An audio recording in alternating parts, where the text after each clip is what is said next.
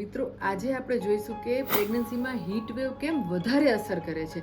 પ્રેગ્નન્સીમાં સ્ત્રીના શરીરમાં થતા શારીરિક ફેરફાર અને હોર્મોનલ ફેરફારના કારણે શરીરનું બેઝલ બોડી ટેમ્પરેચર વધારે રહે છે તથા હૃદયના ધબકારા પણ વધારે હોય છે, જેથી કરીને પ્રેગ્નન્સીમાં હીટ વેવ ખૂબ વધારે અસર કરે છે.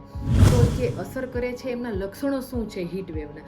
ગરમીથી થતી થકાવટના કારણે સ્નાયુના દુખાવા થાય છે, ઉલટી, ઉબકા, ચક્કર આવવા, માથાનો દુખાવો થવું, અને જો હીટવેવની અસર વધારે ને વધારે ચાલુ જ રહે તો હૃદયના ધબકારા નબળા પડી જવા, ખૂબ ઝડપી થઈ જવા, પોતાના ધબકારા પોતાને જ સંભળાવવા અને શ્વાસોશ્વાસની ક્રિયા પણ ખૂબ જ ઝડપી થઈ જાય છે. અને મગજમાં જો હીટ વેવની અસર પહોંચે, જેને આપણે હીટ સ્ટ્રોક કહીએ છીએ, એટલે કે જો શરીરનું તાપમાન 104 ડિગ્રી ફેરનહેઇટ કે તેથી વધારે જો રહે તો મગજમાં પણ ગરમીની અસર થાય છે, જેના કારણે કન્ફ્યુઝન, સ્પીચમાં ફેરફારો એટલે કે જીભ થોથરાઈ જવી અને બેહોશ થઈને પડી જવું, આ બધું થાય છે. અને પ્રેગ્નન્સીમાં માતા તથા બાળકને હીટ સ્ટ્રોકના કારણે હૃદય, મગજ તથા કિડનીમાં પણ પરમેનન્ટ ડેમેજ થઈ શકે છે. અને હીટ વેવના કારણે શરીરમાંથી પાણી ઓછું થઈ જવાથી બાળકને પ્લાસેન્ટા માંથી જે બ્લડ ફ્લો પહોંચે છે એ પણ ઘટે છે, જેથી કરીને ગર્ભાશયની એક્ટિવિટી વધે છે, યુટ્રાઇન એક્ટિવિટી વધે છે, જેથી કરીને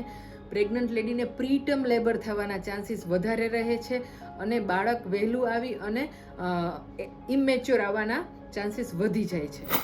મિત્રો, તો હવે આપણે જોઈશું કે પ્રેગ્નન્સીમાં આ હીટ વેવની અસરથી બચવું કઈ રીતે, આપણી સાર સંભાળ કઈ રીતે રાખવી આ હાહાકાર ગરમીમાં.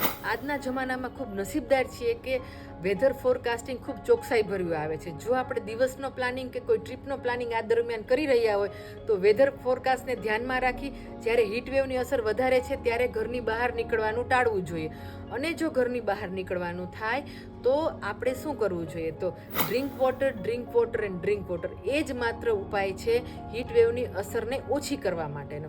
તો જ્યારે પણ તમે ઘરની બહાર નીકળો છો ત્યારે ઘરેથી કોઈ પણ પ્રવાહી, લીંબુ શરબત, વરિયાળી શરબત, છાશ કે પાણી પીને નીકળવું અને સાથે પણ એક બોટલ રાખવી અને દર અડધી કલાકે શરીરને હાઇડ્રેટ કરતું રહેવું.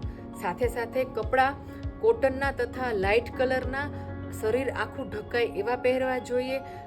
મોટી પોળી ટોપી પહેરવી જોઈએ જે તડકાની અસરથી માથાને બચાવે છે. ગોગલ્સ પહેરવા જોઈએ અને સનસ્ક્રીનનો ઉપયોગ વધારે કરવો જોઈએ. સનસ્ક્રીનનો ઉપયોગ વધારે કઈ રીતે કરશો?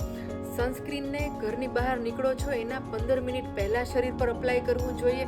કેવું સનસ્ક્રીન વાપરવું જોઈએ? તો કે વોટર રેઝિસ્ટન્ટ અને જેના SPF 30 કરતાં વધારે છે એવા સનસ્ક્રીનનો ઉપયોગ કરવો જોઈએ. અને જો ઘરની બહાર વધારે રહેવાનું થાય તો દર 2 કલાકે સનસ્ક્રીન રિપીટ કરવું જોઈએ. અને એવું થાય કે જો મારે કામ બહારે જ કરવાનું છે તો દર કલાકે બ્રેક લઈ અને કોઈ ઇન્ડોર જગ્યામાં આવી જવાનું અને શરીરનું તાપમાનને થોડું કંટ્રોલ કરવાની કોશિશ કરવાની. જો શરીરનું તાપમાન વધારે વધી ગયું છે તો એને આપણે ઘરે ઓછું કઈ રીતે કરશું? તો કોઈ પણ ટોવેલ અથવા નેપકિનને પાણીમાં ભીનું કરી અને તમારા માથા પર, ગળા પર, રિસ્ટ પર તથા આર્મપીટમાં રાખી શરીરનું તાપમાન ઘરે જ નીચું લાવી શકાય છે. તથા વધારે ઠંડુ પ્રવાહી પીને પણ શરીરનું તાપમાન નીચે લઈ આવી શકાય છે. અને હવે હીટ વેવ દરમિયાન કઈ કઈ એક્ટિવિટીઓ ટાળવી જોઈએ? તો કે સવારે 10 વાગ્યાથી બપોરે 2 વાગ્યા સુધી હીટ વેવની અસર મેક્સિમમ હોય છે, તો એ દરમિયાન ઘરની બહાર નીકળવાનું ટાળવું જોઈએ. તથા ભારે કસરત કરવાનું ટાળવું જોઈએ. વધારે શ્રમ પડે એવું ઘરકામ પણ ટાળવું જોઈએ કે જે તમને વધારે થાક લગાડે છે. તથા સ્ટીમ અને સોના જેવી એક્ટિવિટી છે એનાથી પણ હીટ વેવ દરમિયાન દૂર રહેવું જોઈએ. આ બધું ધ્યાન રાખવાથી હીટ વેવની પ્રેગ્નન્સીમાં જે ખરાબ અસર પડે છે તેને અમુક અંશે અટકાવી શકાય છે. અને છતાં પણ એવું લાગે કે મને વધારે તકલીફ છે તો ડૉક્ટરનો તુરંત જ સંપર્ક કરવો. તો મિત્રો, જોયું ને કે હીટ વેવ પ્રેગ્નન્સીમાં કેટલી રીતે અસર કરે છે અને એનાથી બચવાના ઉપાયો પણ એટલા જ સરળ છે. તો આ વિડીયો તમારા આસપાસના પરિવારજનોમાં, મિત્ર વર્તુળમાં જે કોઈ પ્રેગ્નન્ટ મહિલાઓ છે તેમની સાથે શેર કરો અને એમને હીટ વેવથી થતી અસરોથી બચાવો.